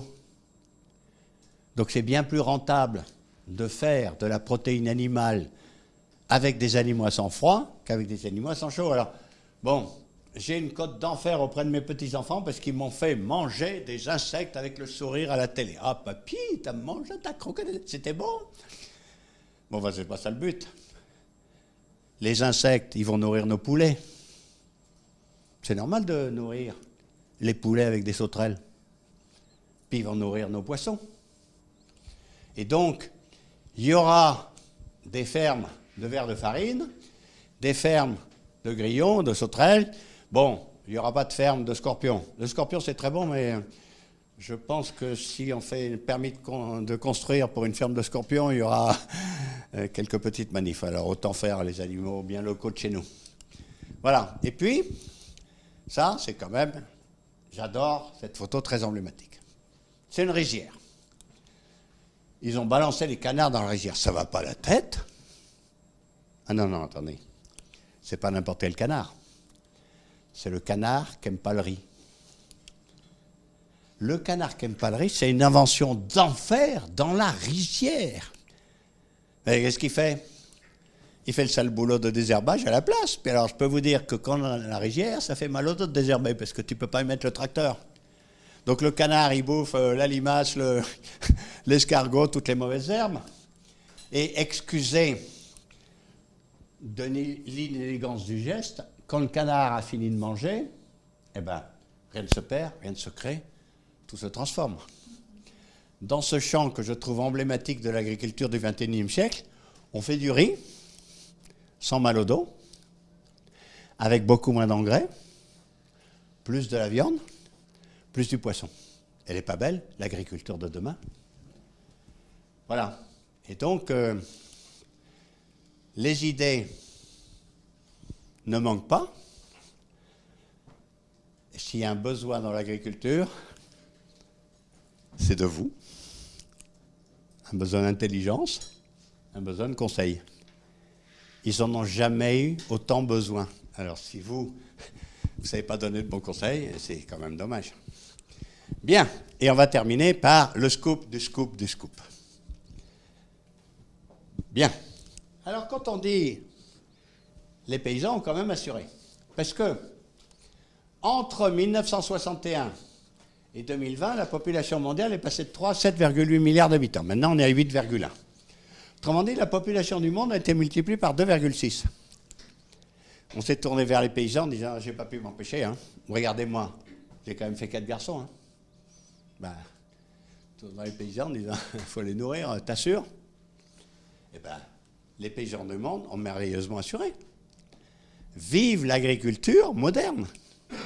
Il n'y a pas une seule production sur Terre qui n'ait pas été multipliée par plus de 2,6, alors qu'on n'a augmenté que de 2,6. On a commencé par la nourriture de base des Européens, des Chinois, des Américains. Ben, ça faisait longtemps que c'était du blé. On a multiplié par 3,5 la production de blé, par 5 la production de maïs, par 14 la production de poulet. Le seul truc qui n'a pas augmenté plus que la population, c'est le lait. Ouais, mais je vous rappelle qu'il y a un tiers de l'humanité qui ne boit pas de lait. Japonais, pas de lait. Coréen, pas de lait. Chinois, presque pas de lait. Donc, il y a beaucoup plus de lait pour tous ceux qui en boivent, puisqu'on a quand même augmenté la production de lait sur Terre, de la même chose. Bon, donc ça, bravo les agriculteurs. Alors, ben, c'est ce qui s'est passé aussi en Europe. En Europe, on est passé de 355 millions à 447. Et tac, tac, tac, tac, tac, tac. Et en France? Ah oui, parce que moi, je suis vieux. Hein. Moi, j'ai connu ce couple-là. Je ne sais pas vous, je l'ai connu. J'ai fait mai 68. Qu'est-ce qui s'est passé entre ces deux couples emblématiques? Eh bien, la population de la France a été multipliée par 1,4. On a augmenté, tiens, sauf les fruits et légumes. Ça, c'est la magie de la politique agricole commune. Au début de la politique agricole commune, tous les pays ont fait la queue à Bruxelles. Ils ont tiré 3 tickets. La France a tiré 20, laitage, céréales. On est les grands exportateurs de tout ça. L'Espagne est arrivée derrière, elle a tiré fruits et légumes. Donc, on a fait la division du travail dont on a parlé. À Paris, on mange des tomates d'Espagne. À Madrid, on mange du blé de Beauce. Ça peut ne pas durer. Bien. Et ce qui est très important, c'est de voir que cette augmentation gigantesque de la production mondiale, elle ne s'est pas faite en agrandissant la taille de la ferme. En fait, le nombre de terres semées en céréales ne bouge pas depuis 50 ans. Parce qu'on a beau défricher comme des malades la forêt tropicale, on passe son temps à polluer, à urbaniser, à faire des aéroports, des golfs, des résidences secondaires, etc. Donc le solde est le même. On cultive rigoureusement autant de terre sur terre. Il y a toujours environ 200 millions d'hectares de blé, 200 millions de maïs, 100 millions de riz. Autrement dit, ce progrès gigantesque de l'agriculture mondiale ne s'est pas fait en augmentant la taille de la ferme, mais en augmentant la productivité. Ah, ça y est, il a sorti le gros mot. Et alors là, j'ai un truc, une diapo qui m'est pénible. Moi, je prends la direction de l'École supérieure d'agriculture d'Angers en 2001. Mes prédécesseurs ont fait une trajectoire impeccable. Du temps de mes prédécesseurs, il y avait 1 quintal de plus de blé à l'hectare tous les ans. L'agriculture moderne, quand même, c'est pas rien. Il suffit que je mette le pied à l'école d'agriculture d'Angers pour que tout s'arrête. Autrement dit, l'agriculture moderne a réussi à augmenter massivement la productivité en France jusqu'à l'an 90-2000 et maintenant terminate.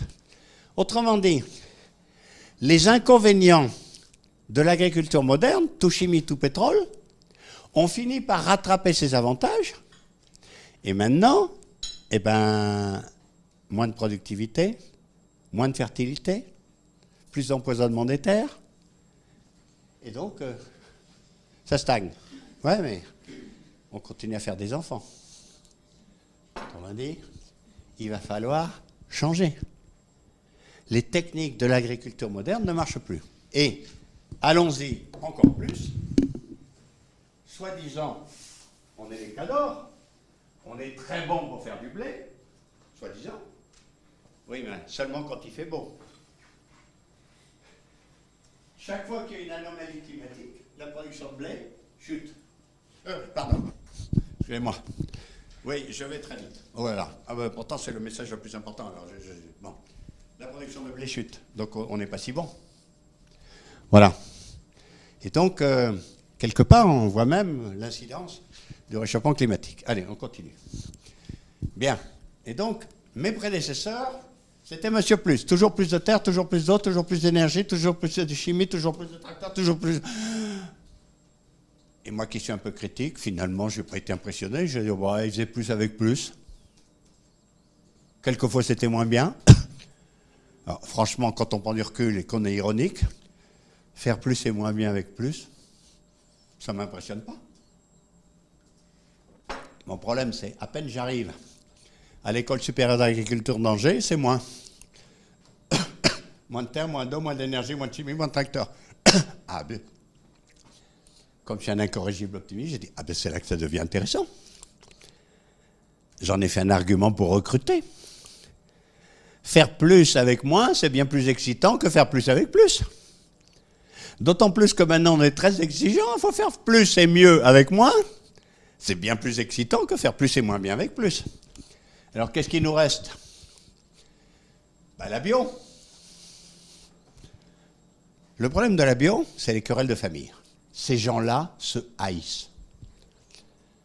Ah ben les querelles de famille, c'est les pires, hein, parce que dans la bio, il y a deux familles. Il y a la famille accélérée, la famille respectée. La famille accélérée est très bien représentée aux United States of America.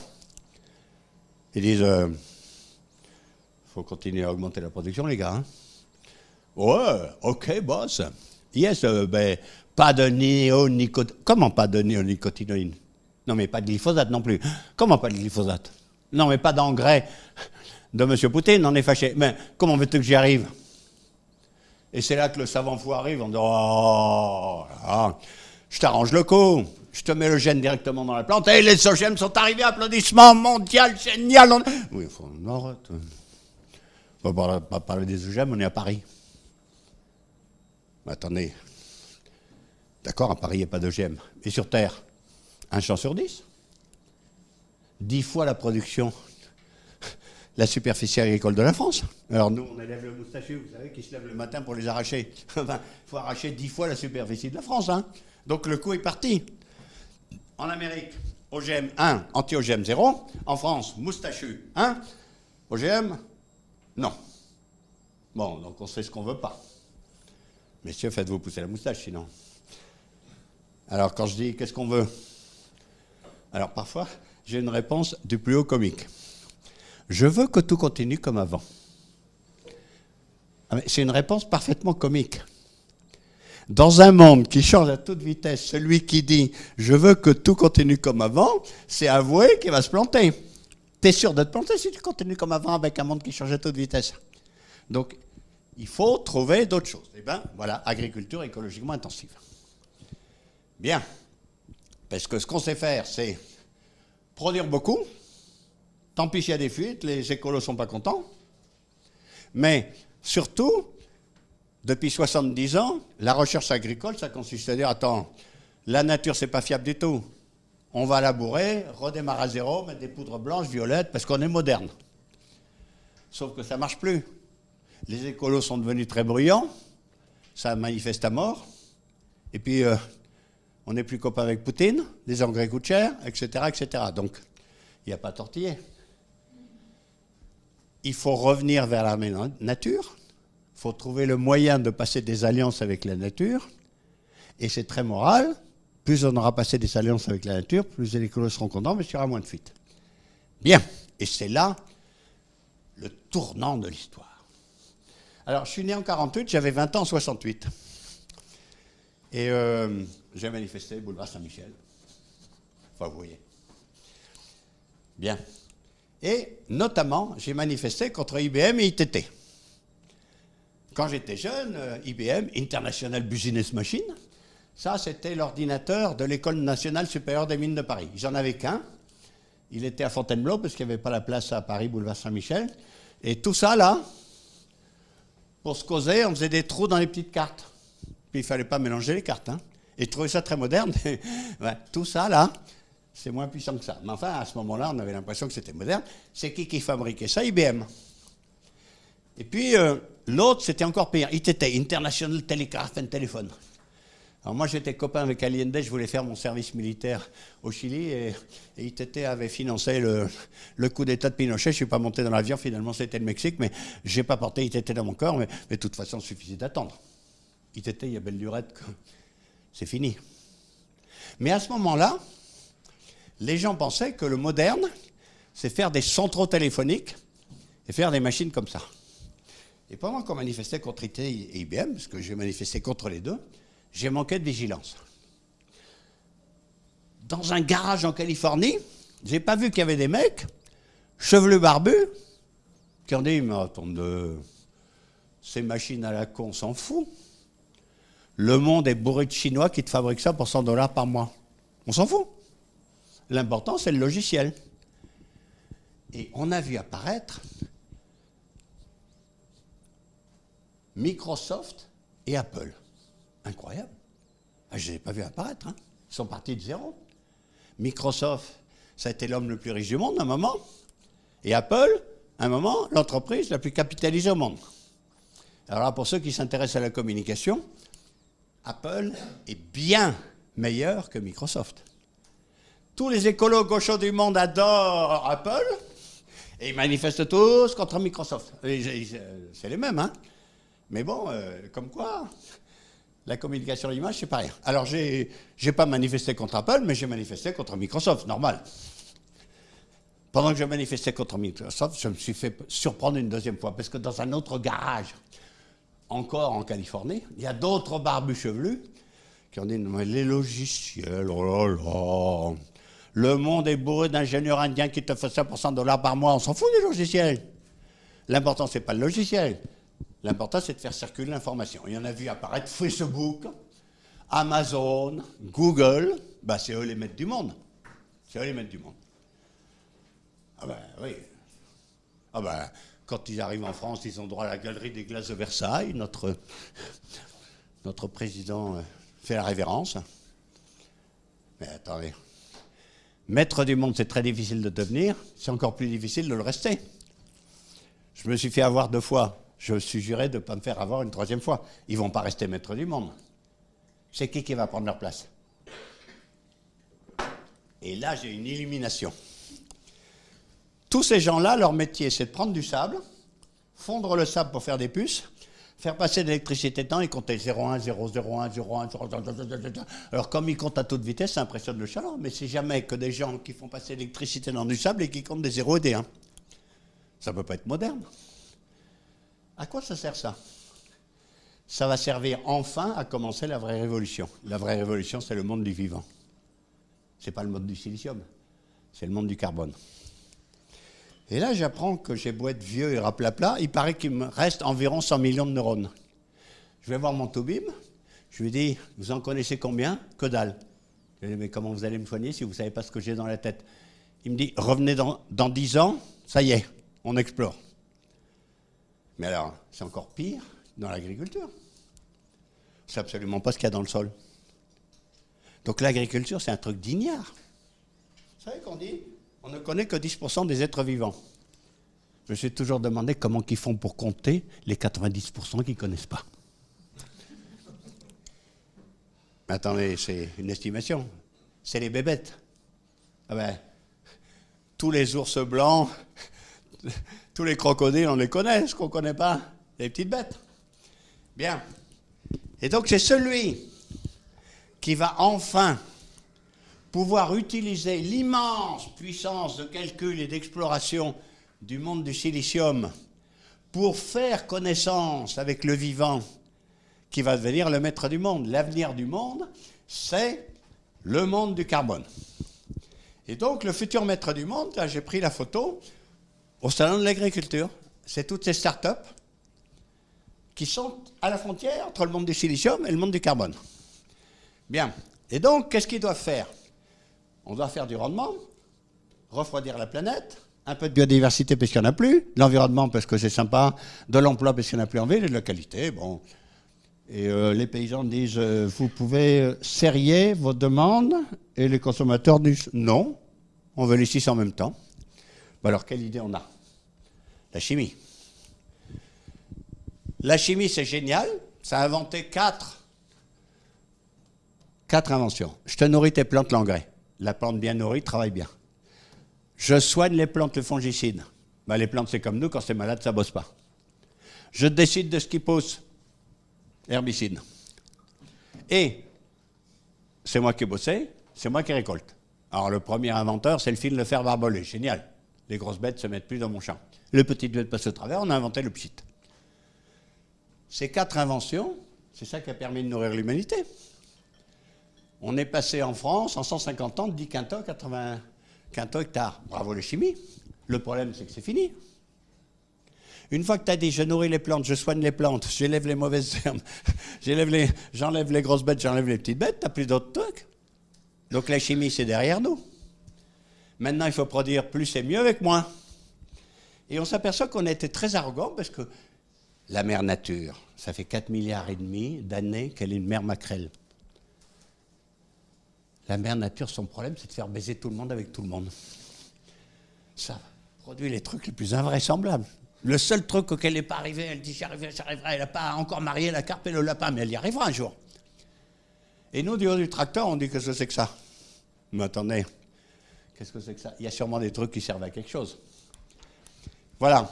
Et maintenant, on s'aperçoit que, ça c'est une photo de la terre de mon jardin, dans une cuillère à café, de sol, il y a 4000 espèces de bactéries, 2000 espèces de champignons. Ah, enchanté. Vous en connaissez combien? Ben, rien. Ben, comment vous voulez cultiver si vous ne savez pas ce qu'il y a dans votre sol? Ben, ça y est, on y vient. Grâce au monde du silicium, on fait connaissance. Et on s'aperçoit que sous 1 mètre carré de sol, il y a environ 240 millions de bébêtes. Et donc, il faut peut-être arrêter de tout remuer, mettre des poudres. C'est peut-être plus intelligent de dire « Oh, bonjour petite bactérie, oh comme t'es mignonne !» Et moi, c'est Parmentier saltamangue. Et toi, tu sers à quoi? Ah ben oui, c'est vachement intéressant. Je ne peux pas t'aider à faire ton travail de bactérie. Mais c'est une révolution totale dans le rapport de l'homme et la nature, totale. Et donc maintenant, la chimie, ça va consister à aider les bébêtes à faire le travail de bébêtes plutôt que les massacrer. Alors ensuite, on va faire de la génétique. Regardez, ça, c'est le fermier inca qui aime ses enfants. Il récolte de la théocynthe et dit « J'aime mes enfants, ils ont faim, je leur file le plus bel épi et puis je ressème le moche. » Heureusement, le beau-frère est arrivé à temps, il dit « Non, c'est pas ça, aimer ses enfants. » Aimer ses enfants, c'est exactement l'inverse. C'est semer le plus bel épi parce que tes enfants auront faim l'an prochain et donner ce qui reste à tes enfants. Tu fais ça pendant 500 ans, tu passes de 1 tonne à 10 tonnes hectares. C'est pas mal. Alors, pour le blé, c'est pareil. La moisson, 1565. À ce moment-là, le blé était macho. Ce qu'il voulait, c'est être le plus haut possible. Ça fait 400 ans qu'on dit au blé, je me fous de la paille. Fais-moi du grain. Ben maintenant, le blé est rikiki de chez rikiki. Ben oui, mais 10 fois plus de blé. Bon. Voilà, la banane, c'était plein de pépins. Vous voulez revenir à la banane? La carotte, c'était ça. Vous voulez ça pour le dîner ce soir? La pastèque, c'était ça. C'est intéressant, la génétique. Je ne parle pas d'OGM, je parle de sélection génétique. Même chose pour la vache. Mamie, dans le temps, quand elle sortait 3000 litres de rosette, elle était contente. Maintenant, à moins de 8000 litres, à l'abattoir. Ben, comme on a fait? On a conservé les velles de la vache qui produisait le plus de lait, et puis, ah oui, on a élevé des beaux taureaux. Bon, allez, vite. Ah, bon. Alors, l'informatique, donc maintenant une vache, ça mange ça, et ça, c'est un petit émetteur, et maintenant Rosette se gère comme ça. Rosette, elle s'est levée à 5h38, c'est bien, oui. Elle a fait son petit footing, 585 pas, et puis elle s'est mise à brouter, et puis à 8h moins le quart, elle s'est mise à ruminer, tout va bien, ok. Et puis alors, téléphone vous dit, Rosette est chaude. Ah, elle est chaude? Elle est malade? Non, elle est chaude. Moi, je n'ai pas de conseil à te donner, mais l'insémination artificielle demain à 17h38, ce serait top. Et puis le téléphone sonne à 2h du matin en disant, Rosette accouche, ça se passe mal, mais tu peux rester au lit.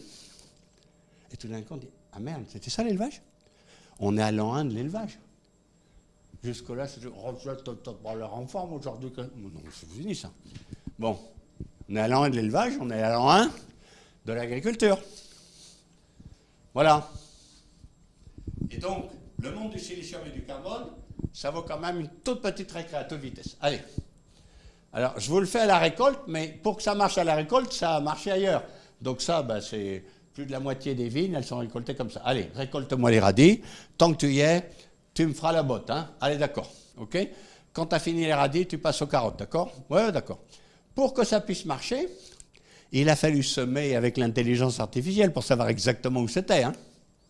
Donc, je vous fais à la récolte parce que c'est plus spectaculaire. Mais là, par exemple, on ne veut plus de glyphosate, on va gratouiller. Pour qu'il puisse gratouiller, il a fallu qu'il sème, puisque ça veut dire que la machine, le robot, il sait au centimètre près où est chaque plante. Bon, là, on récolte les pommes. Non, mais tu me prends que les pommes qui sont mûres, on est bien d'accord. Hein. Bon, et puis, c'est l'heure. Allez, on travaille la nuit parce que faut ce qu'il faut, et puis le robot, il ne fait pas les 35 heures, il suffit d'un peu de chaud, et puis ça marche, puis voilà. Bon, allez, tu fais les fraises? Ben, les fraises, c'est plus compliqué à récolter. Non, mais tu fais ça doucement. Doucement, hein. Non, mais tu ne prends pas la fraise verte, tu prends la fraise rouge, on est d'accord. Hein. Voilà. C'est ça, le monde du silicium adapté au monde du carbone. Alors, je vous le montre. Bon, là, tu supprimes les tomates vertes parce que c'est pas bon, etc., etc. Bon. L'autre jour, j'étais chez Kuhn. On approche de la fin. Le plus gros producteur mondial de tout ce qu'on accroche au tracteur. Ils m'ont fait bosser parce qu'ils m'ont dit c'est quoi les techniques de dans 20 ans? C'est quoi les machines qu'on doit concevoir? Ils avaient pris de l'avance. Ce qu'ils produisent, l'épouvantail écolo, l'épandeur de glyphosate. Ils ont sorti au 1er janvier 2024 l'épandeur avec caméra intégrée. Il y a 10 buses, 10 caméras.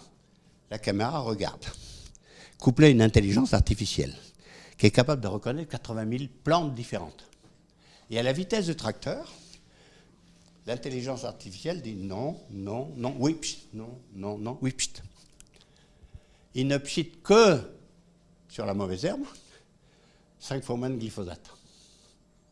Alors le glyphosate n'a pas bonne presse, vous venez de voir, 2 alternatives au glyphosate. Le robot qui gratouille et le robot qui pchite.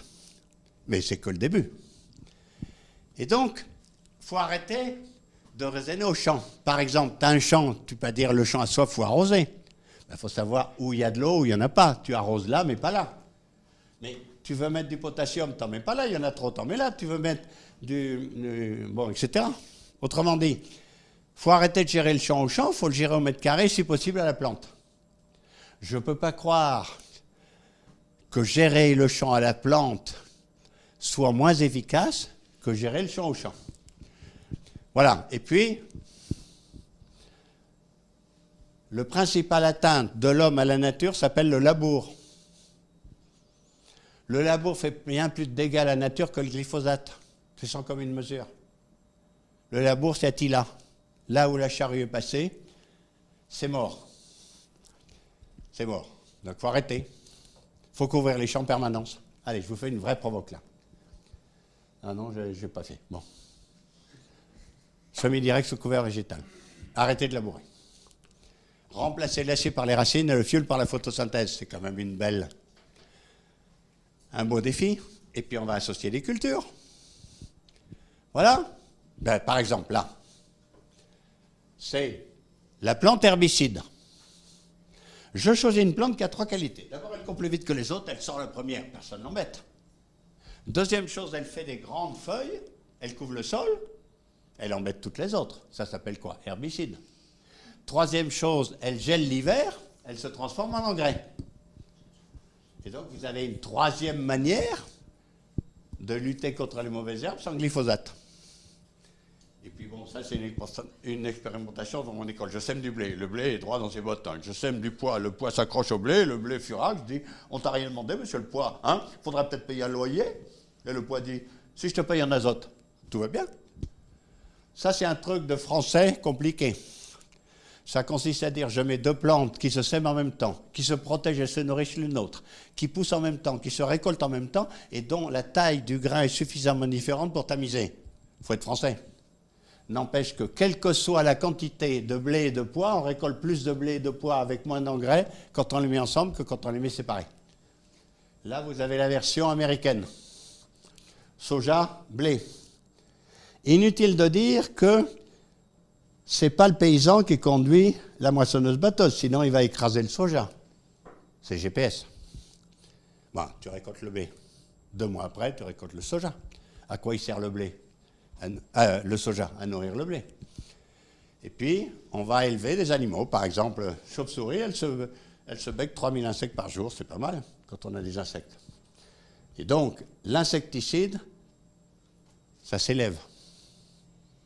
L'herbicide, ça se cultive. L'insecticide, ça s'élève. On élève les bébêtes qui mangent les bébêtes qui mangent de plantes. Voilà. Et tout ça, c'est un système, par exemple, qui ne peut pas marcher en brosse. Toutes les bébêtes qui mangent les plantes ont besoin de lait à un moment de leur vie pour se reproduire. Si tu n'as pas de lait, tu es obligé de faire de la chimie. Bien. Et donc, on va élever des bébêtes de partout. Allez, on n'a pas le temps. Je vais me faire engueuler. Bon. Et puis, à l'autre bout, on voit des labels. Alors, il y en a de plus en plus. Parce que le bio, c'est fini. Avant, il y avait les gentils, les bio, tous les autres méchants. Et les écolos savaient qui était gentil. Et bon, le bio n'a cessé d'augmenter. Puis avec le Covid, et puis tout.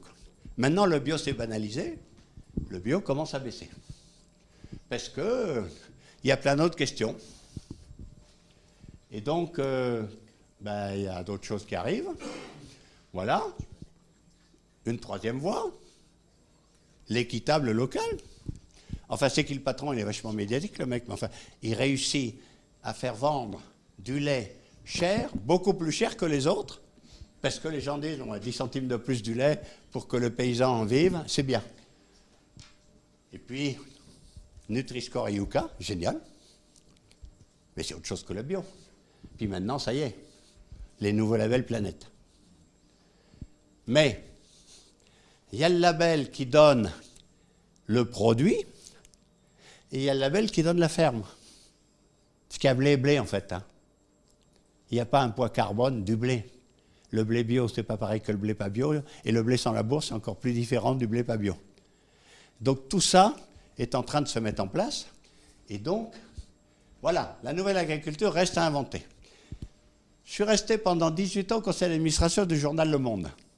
Jean-Marie Colombani, chaque fois qu'on s'engueulait, il arrêtait. Il disait, arrêtez, on est dans un pays riche, il y a plein de pognon, il y a plein d'universités, de grandes écoles, de centres de recherche, arrêtons de nous plaindre. Notre seule limite, c'est notre propre médiocrité. Quand est-ce qu'on lutte contre notre propre limite? Et puis là, je reprends ma casquette d'ingénieur des mines. Vous vous rendez compte que j'étais diplômé en 1972 à l'École nationale supérieure des mines de Paris. Personne ne m'a dit que les ressources s'épuisaient. Personne ne m'a dit que la planète se réchauffait. Mais maintenant, je peux vous dire, toutes les ressources s'épuisent. Il y aura bientôt plus de tungstène.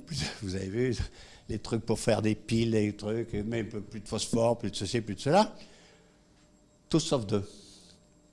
Il y a 2 gisements inépuisables. Le génie de l'homme et le génie de la femme. Ben, quand est-ce qu'on commence? Parce qu'on peut à la fois nourrir les hommes, sauvegarder la Terre et refroidir la planète. Et je vous laisse méditer, ce coup-là, c'est vraiment la dernière diapo. On est vraiment dans la panade. Les paysans sont vraiment menacés. Ils ont vraiment besoin de nos conseils. Il faut arrêter de dire, j'espère que quelqu'un trouvera quelque chose. Je suis quelqu'un. C'est à moi de conseiller les agriculteurs pour qu'ils puissent construire le monde de demain. Merci de votre attention. Désolé d'avoir été trop long.